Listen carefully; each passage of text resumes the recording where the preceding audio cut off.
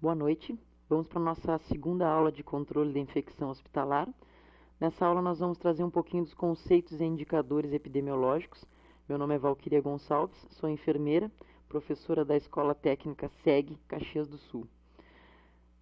Nessa aula eu vou trazer um pouquinho de uma reflexão, falando em processos e mudanças. Vamos falar um pouquinho da ave, a águia que tem grande longevidade. A águia chega a viver até 70 anos. Mas para ela chegar a essa idade, ela tem que tomar uma séria e difícil decisão aos 40 anos.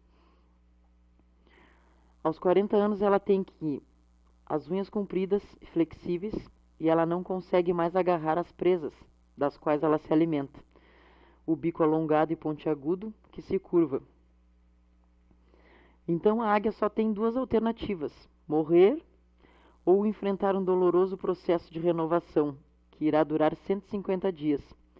Esse processo consiste em voar para o alto de uma montanha e se recolher em um ninho próximo a um paredão, onde ela não necessite voar.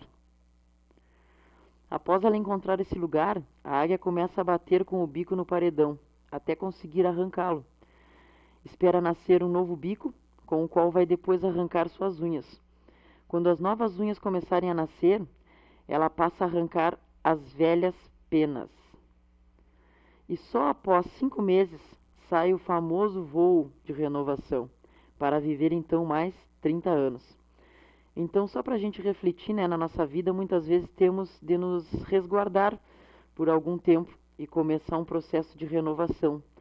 Essa aula vem bem ao encontro do momento que a gente está vivendo, né, dessa pandemia. Para que continuemos a voar um voo de vitória, devemos nos desprender de lembranças, costumes e tradições que nos causam dor. Somente livres do peso do passado, poderemos aproveitar o resultado valioso que uma renovação sempre traz. Então, o controle da infecção hospitalar, o Centro de Controle da Infecção Hospitalar, é regido pela Portaria Ministerial 2616 de maio de 1998. Ele é composto pelo serviço médico, serviço de enfermagem, serviço de farmácia, laboratório e microbiologia e administração, e membros, consultores e executores. As competências do controle da infecção hospitalar: atuar evitando a transmissão direta e indireta das infecções, definir diretrizes que são capazes de controlar a infecção hospitalar, fazer relatório e avaliar os dados e estabelecer medidas de controle, e proporcionar a elaborar normas e rotinas que visem prever tratamentos das infecções e realizar treinamentos aos funcionários, para que todos estejam capacitados para lidar e para prevenir infecções. A infecção comunitária, bastante falada no momento, né? É uma infecção que é constatada em incubação na internação do paciente, desde que não relacionada com a internação anterior na mesma entidade, no mesmo hospital.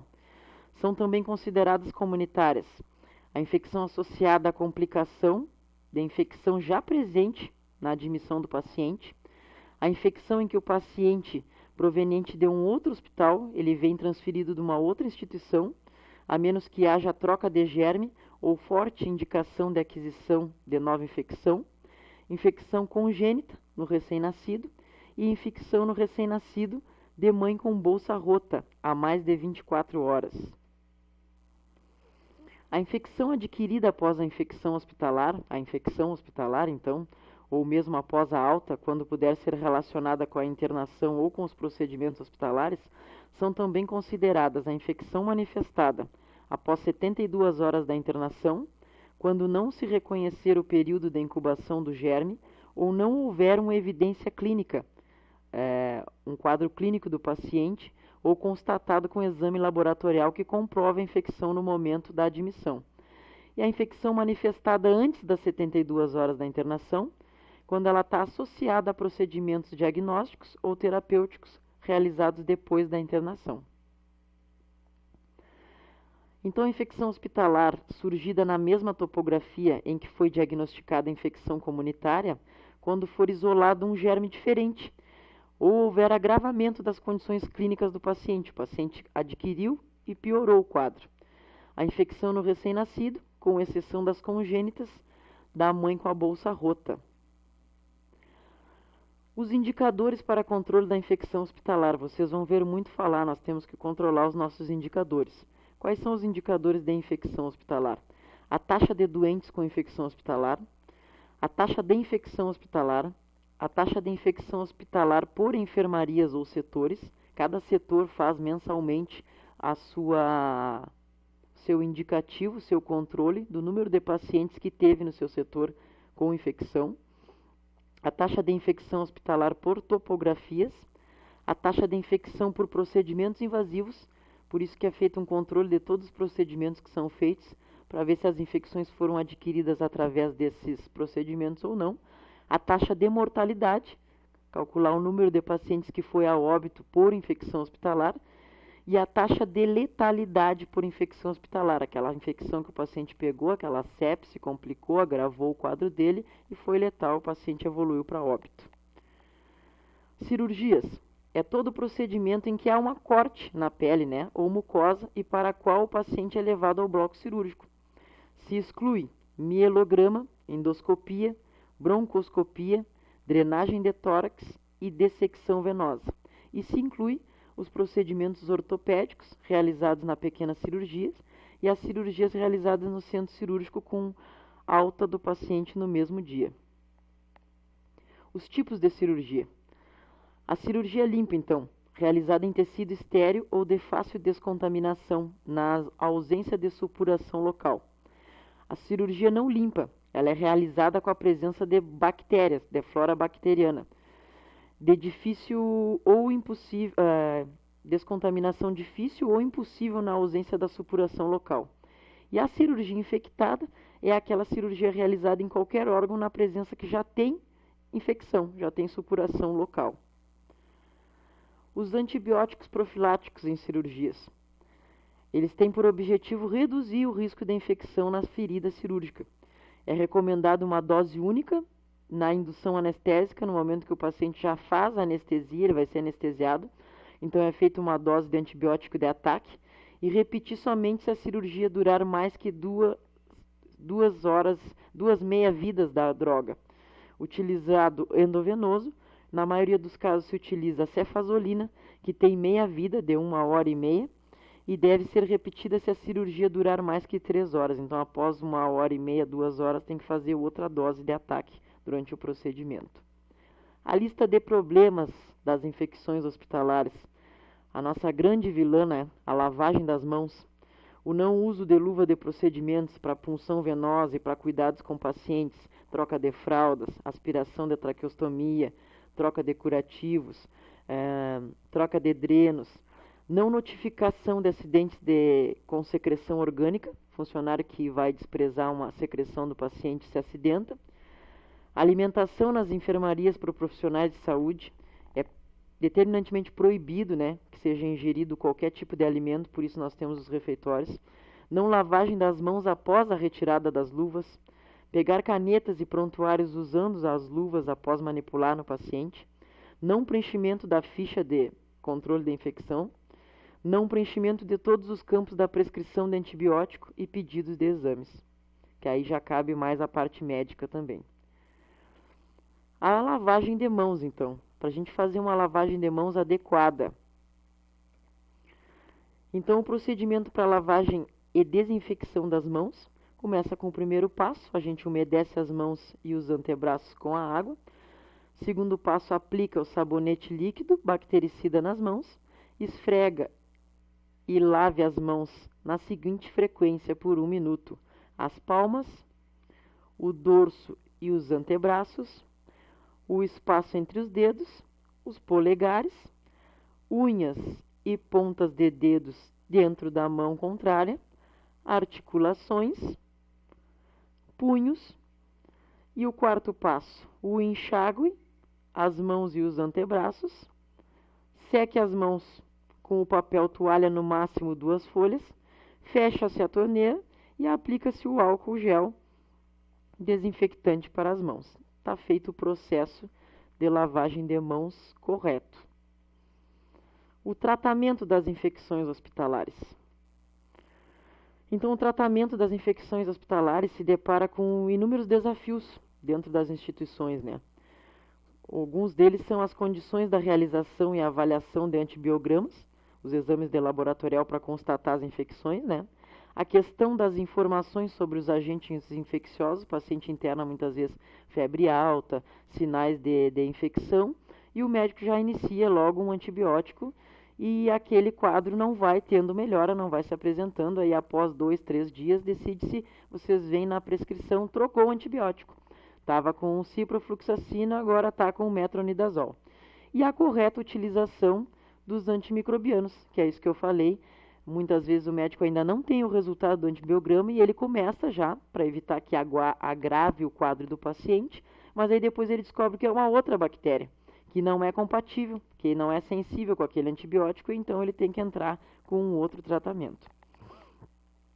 Isso lembrando que essa troca de antibióticos faz muitas vezes que o organismo crie uma resistência e o paciente já começa a não responder mais os antibióticos. A lavagem das mãos é uma atitude simples, né? Mas muito pouco valorizada na nossa área. Né? Tem que estar sempre se reforçando e fazendo treinamentos. A lavagem das mãos com água e sabão é um dos procedimentos mais simples e dos mais eficazes para nós prevenir o controle da infecção hospitalar. Causas de emergência e disseminação da resistência aos antimicrobianos, né? Então, aquilo que eu falei ali, as resistências dos antibióticos. A disseminação de cepas resistentes ou transmissão do paciente. Aplicação inconsistente das medidas básicas e técnicas de controle pelos profissionais de saúde, lavagem de mãos, uso de luvas, técnicas assépticas. Unidades, especialmente UTI superlotadas e com poucos funcionários, faz que o processo fique muito acelerado e as pessoas comecem a não fazer o processo da forma adequada, por ter que acelerar o trabalho. A contaminação ambiental que já tem no ambiente, né? E pacientes colonizados com bactérias multiresistentes, que muitas vezes têm alta e retornam várias vezes e já são colonizados e acabam trazendo para dentro do ambiente bactérias que naquele momento ainda não tinham ou estavam extintas. Seleção das cepas resistentes. Então, a resistência se torna mais prevalência pelo médico ansioso, que vai confiar que somente o antibiótico mais potente e com maior aspecto de ação para profilaxia e tratamento. Inicia-se logo precocemente o antibiótico e não é compatível com aquela bactéria. O aumento do número de pacientes graves e imunocomprometidos, pacientes com câncer, pacientes que fazem terapia renal, hemodiálise, as complicações da colonização do trato respiratório alto por bactérias gram-negativas, multiresistente em pacientes intubados, que também muitas vezes é levada pelo processo feito por nós, de aspiração. Quando a técnica não é bem feita, pode levar para o trato respiratório do paciente no ato de fazer a aspiração. O paciente está entubado e aí tu acaba contaminando ele com bactérias e ele fica com uma colonização no trato respiratório. A pressão seletiva, o uso de antibióticos leva a eliminação dos patógenos sensíveis e recolonização por espécies resistentes, não há um vazio ecológico, indução da resistência, troca, e induz que o organismo fique resistente. Resistência a cefalosporinas, de terceira geração, é um tipo de antibiótico, uma classe. A mutação genética, a chance da seleção de mutantes resistentes será maior. E quanto maior for o inóculo bacteriano, maior for a pneumonia, abscesso, e quanto mais próximo a infecção estiver da concentração do antibiótico. A tipagem molecular de cepas multiresistentes permite a avaliação do modo da disseminação da resistência e direcionam-se as medidas de controle a serem instituídas. As cepas com padrão ou perfil molecular idênticos ou semelhantes, disseminação de clones resistentes e implementação de medidas de barreira. Grande variedade genética entre as cepas resistentes, acontece a seleção independente da resistência por pressão seletiva e reavaliação da política do uso. Então, aquela reavaliação, vamos mudar o antibiótico, vamos entrar com outro antibiótico. A classificação aqui, né, só a indução, da classe mais alta para a classe mais baixa. Então, as cefoxitinas, aminopenicilinas, carbenicilinas, ureidomepenicilinas, que é a piperacilina, cefalosporinas de primeira, segunda e terceira geração, essas aí estão para mais alto. Para mais baixo, o ácido clavulânico, clavulin, cefepime, sulfibactam, tazobactam e azotreonam. O tratamento das infecções hospitalares.